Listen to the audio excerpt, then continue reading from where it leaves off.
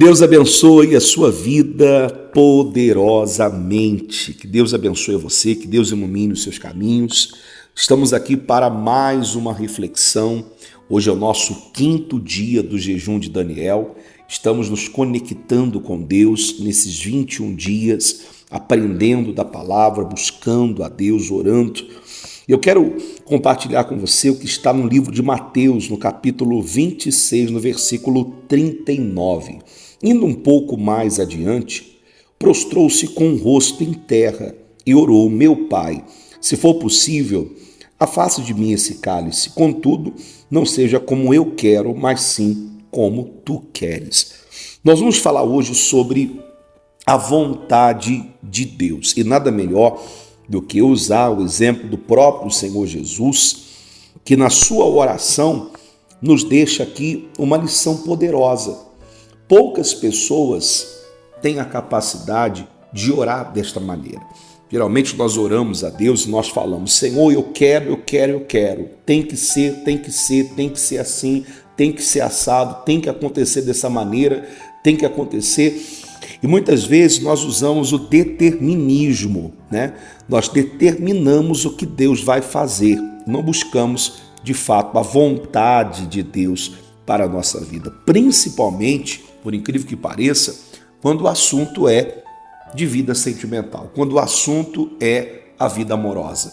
As pessoas colocam na cabeça: tem que ser fulano, tem que ser Beltrano, tem que ser, a todo custo tem que ser, e pronto, acabou. Mesmo que no seu coração Deus tenha confirmado que aquela pessoa não é para ela. E a pessoa muitas vezes ela acaba ignorando completamente a vontade de Deus, porque não coincide com a vontade dela, e acaba infelizmente quebrando a cara lá na frente. Nós vemos isso aí aos montes. Então, geralmente, quando a vontade de Deus não coincide com a nossa vontade, infelizmente, a tendência natural é a pessoa rejeitar, é a pessoa não aceitar aquilo, seja na vida amorosa, seja nos negócios, seja em todos os aspectos, em todas as áreas da nossa vida. Não coincidiu com a nossa vontade, nós não aceitamos. E isso é um problema, porque ou nós fazemos a vontade de Deus, ou nós não fazemos, ou buscamos a vontade de Deus, ou não buscamos a vontade de Deus. Quando você ora, por exemplo, para uma pessoa, você ora por uma pessoa, geralmente, quando alguém pede oração, nós oramos pela fé, para que aquela pessoa seja abençoada, para que aquela pessoa seja curada, dependendo da situação. São casos e casos, né? Mas geralmente quando a pessoa pede oração, é muito difícil alguém pedir oração dizendo assim: ó, ore pelo fulano para que ele tenha uma experiência com Deus, ore pelo fulano para que ele nasça de Deus, para que ele tenha um novo nascimento, para que ele tenha uma experiência com Deus. Olha, em todos esses anos de ministério, em todos esses anos servindo a Deus, olha, raríssimas exceções de pessoas que vieram pedir pela vida espiritual. Geralmente é um problema, é uma situação, é uma resposta que a pessoa quer, seja na vida financeira, seja na vida amorosa, é algo que ela está buscando uma realização pessoal, ou a cura de uma pessoa que está muito doente. E a pessoa, na maioria das vezes, quando chega a nós, a pessoa diz assim: olha, ô pastor, vai lá e ora para o meu familiar ser curado. E é claro, nós vamos com toda a nossa fé, usando da palavra, da autoridade que Deus nos deu para curar os enfermos, expulsar os demônios. Só que todo final de oração, eu sempre digo o seguinte: meu Deus, seja feita a tua vontade e não a minha vontade. Apesar de usar a fé, apesar de crer que o Senhor tem poder para fazer isso, que seja como o Senhor quer, não como eu quero. E eu faço questão de deixar isso muito bem claro para a pessoa, porque a fé não falha, Deus não falha. Não é que porque algo não aconteceu que quer dizer que Deus falhou ou que Deus não ouviu.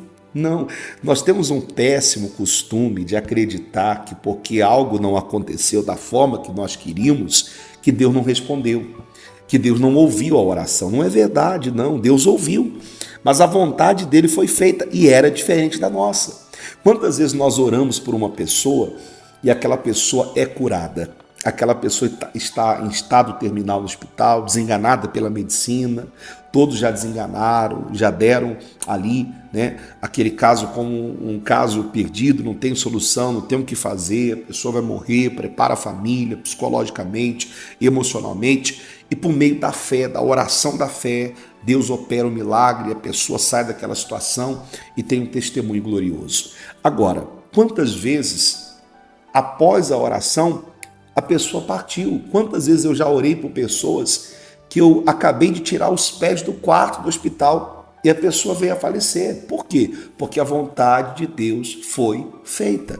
Então a vontade de Deus nem sempre vai coincidir com a nossa vontade, com o que nós queremos. Nós queremos que Deus haja de uma forma e Deus vai agir de outra. E isso me faz lembrar de Naamã, que tinha uma ideia mais ou menos de como o profeta abordaria ele. Naamã era um homem, né, de autoridade, porém leproso, e foi até o profeta para que o profeta então orasse por ele.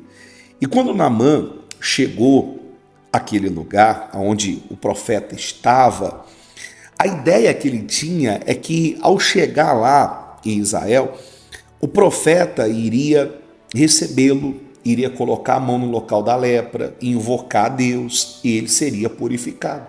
Só que o profeta disse a ele para que ele mergulhasse 7 vezes no rio Jordão, que, diga-se de passagem, não era um rio tão agradável assim, comparado aos rios que havia na cidade de Naamã. Naamã ficou muito furioso, muito indignado com aquela resposta, achou aquilo uma afronta, um desrespeito. Por quê? Porque ele já tinha planejado, ele já tinha idealizado como as coisas aconteceriam. Isso mostra que não adianta você idealizar como Deus vai fazer o milagre, como Deus vai operar. Não adianta você idealizar quando você vai ser batizado com o Espírito Santo. Não adianta você idealizar quando que as coisas vão acontecer na sua vida, porque não é no seu tempo, é no tempo de Deus, não é de acordo com a tua vontade, mas de acordo com a vontade de Deus. O que você precisa fazer é continuar perseverando, lutando, orando, fazendo a tua parte e aceitando a vontade de Deus. A oração aqui do Senhor Jesus é o maior exemplo de todos. O próprio Senhor Jesus, o Filho de Deus, o próprio Senhor Jesus nos ensinou: Pai, se possível, afasta de mim esse cálice, mostrando que, se fosse possível, ele não queria, mas que mesmo não querendo, ele não iria contra a vontade de Deus. Isso é você buscar a vontade de Deus, é mesmo você não querendo fazer algo, mas sabendo que aquilo é a vontade de Deus, você vai e faz. Ou você querendo fazer algo e você toma conhecimento que aquilo não é a vontade de Deus e você deixa de fazer. Então isso é buscar fazer a vontade de Deus. Fazer a vontade de Deus, quando a vontade de Deus coincide com a nossa, quando nos agrada, é muito fácil. O difícil mesmo é ser contrariado. Você tem filhos, por exemplo. Quando você contraria seus filhos, qual a reação deles? Rebeldia, às vezes faz birra, chora. E tem muitas pessoas que fazem a mesma coisa com Deus. Quando Deus dá uma ordem, quando Deus dá uma direção e não é do agrado, logo ela se rebela, se revolta, reclama, murmura, questiona. Às vezes está lutando por coisas que Deus já colocou no coração que não é para lutar. Às vezes está insistindo em fazer coisas que Deus já falou para não fazer. Às vezes a pessoa está buscando coisas que Deus já disse para abrir mão. Ou seja, não adianta, mas ela continua insistindo em fazer a vontade dela, do jeito dela, da maneira dela, e a pessoa vai se cansando, vai se desgastando, vai se entristecendo, vai se revoltando contra Deus, a pessoa vai morrendo espiritualmente, vai enfermando na fé, porque a Bíblia diz: a esperança que se adia adoece o coração, mas o desejo cumprido é árvore de vida. E há muitas pessoas com o coração enfermo, muitas pessoas que estão enfermas, muitas pessoas que enfermaram na fé, que a fé está enferma. Então não insista em coisas que Deus não quer, não insista em ir na contramão, não insista em fazer a tua vontade. Faça a vontade de Deus, busque estar dentro da vontade de Deus, no centro da vontade dele. E quando você está no centro da vontade de Deus, você está amparado. Não há uma pessoa que tenha confiado em Deus, não há uma pessoa que tenha se amparado na vontade de Deus que tenha se decepcionado. Na vontade de Deus você está protegido, na vontade de Deus você está seguro, ainda que no primeiro momento para você seja difícil, ainda que haja no primeiro momento uma resistência, mas quebrante o seu coração diante de Deus, ainda que você olhe para aquela situação e no primeiro momento haja da sua parte uma resistência e até um questionamento, mas busque, se humilhe diante de Deus, quebrante o seu coração diante dele, expresse com sinceridade o que você realmente está sentindo. Às vezes, por exemplo, meu Deus, eu não estou com vontade de orar, não estou com a mínima vontade de orar. Você está sendo sincero diante dele, mas eu estou aqui orando, estou aqui falando com o Senhor. Meu Deus, eu não estou com a mínima vontade de fazer isso, mas eu vou fazer porque eu sei que isso aqui te agrada. Meu Deus, eu não gostaria de abandonar isso, mas eu vou abandonar porque isso aqui não está dentro da tua vontade. Ou seja, você não deixa de ser sincero, de falar com Deus o que você realmente deseja, mas você mostra para ele que você está disposto a abrir mão da sua vontade, se possível, para fazer a vontade dele. A Bíblia em Provérbios, no capítulo 16, no versículo 25, também diz assim: há caminhos que parecem direitos, mas o seu fim são caminhos de morte. A Bíblia, ela está repleta de exemplos de pessoas que começaram bem, mas depois tomaram decisões baseadas apenas na vontade própria e falharam e se deram mal. Há caminhos que para você parecem ser bons, mas no final são caminhos de morte. Deus sabe, Deus conhece o futuro, Ele sabe de todas as coisas, Ele é presciente, Ele sabe de todas as coisas. Às vezes você quer muito se envolver num relacionamento com uma pessoa, mas Deus sabe que aquela pessoa é uma grande furada na sua vida. Às vezes você quer fechar um negócio, Deus sabe que aquele negócio vai lhe trazer prejuízo. Só que quando a pessoa é teimosa, ela fica insistindo em coisas que Deus está querendo dar a ela um livramento, mas ela está sendo guiada pelos próprios sentimentos, sendo guiada pela própria vontade. Então busque a vontade de Deus para a sua vida. Lance sobre ele toda a sua ansiedade, lance sobre ele a sua preocupação. Em 1 Pedro 5,7 diz: lançando sobre ele toda a nossa ansiedade, porque ele tem cuidado de nós. Sabe o que isso quer dizer? Deus é um ombro amigo no qual você pode desabafar. Então lance sobre ele as suas preocupações, lance sobre ele as suas ansiedades e confie na vontade de Deus. Eu quero orar por você, já deixa aqui nos comentários o seu nome, o nome da sua família, para o momento da oração. Meu Deus, em nome do Senhor Jesus, eu oro por esta pessoa, meu Deus, que o Senhor a ajude a fazer a tua vontade, porque não é fácil, meu Deus. Às vezes, o que nós queremos não é o que o Senhor quer. E o nosso coração, meu Deus, ele grita para ser satisfeito.